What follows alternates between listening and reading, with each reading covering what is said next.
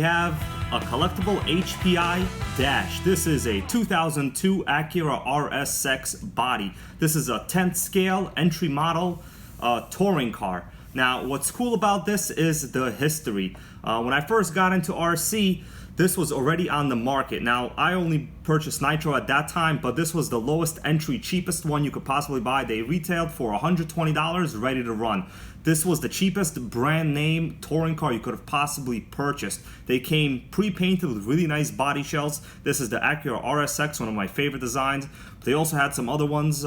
You could pretty much use any 200mm body on here. And the best thing about this is, it looked like any other touring sedan, but guess what? This was really entry level. So as I lift off the body cover here, you could tell that this is a pretty simple looking toy grade like RC. It does have some really cool features. We will talk about this in a little bit, but first let me just tell you I paid under $30 for this. So these retailed ready to run for $120. I paid under $30, and the only other one that I could find on eBay right now is over $400. So for under $30, you know, why not? What's cool about this is it has pretty normal looking 10 scale suspension. The only thing is this is a very simple type of layout. So you don't have oil filled shocks. So the suspension does work. They are just simple friction shock units, but they seem to work just fine.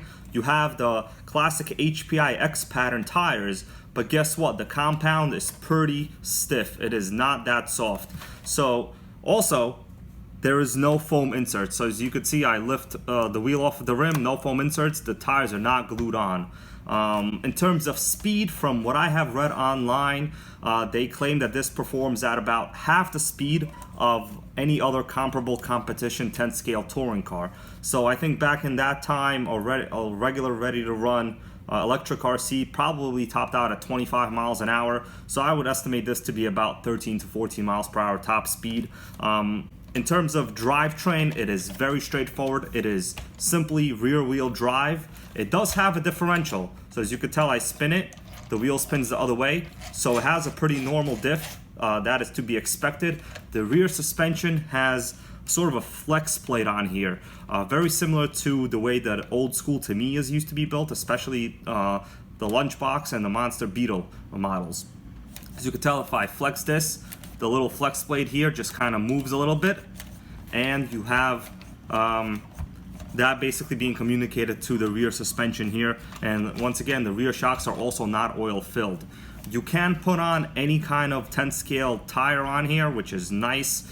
You have standard wheel hubs on these wheels, so it's nothing crazy. What's cool about this is the way this RC was packaged. So at that time, it was marketed as, you know, being the entry-level, ready-to-run 10 scale touring car, and it came bundled with a factory 6-cell battery.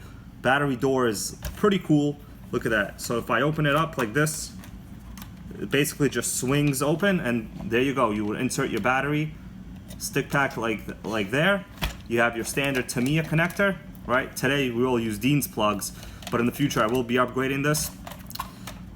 In terms of electronics, this is as basic as it gets. The motor is a 390 size motor, and it is in this little pod here.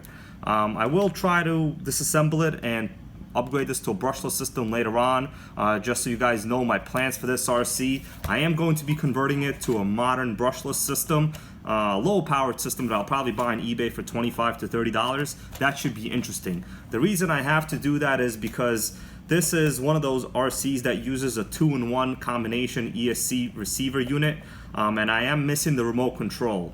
So the remote control is relatively rare because it's not just like a regular crystal that you would put into an old school remote. Here you have 3 positions. So it's a 27 megahertz radio system, but you have 3 little positions for the switch. So theoretically, if you have 3 dashes running, you could drive with 3 people at the same time as long as you're all on a different frequency. So you have frequency A, B, and C here.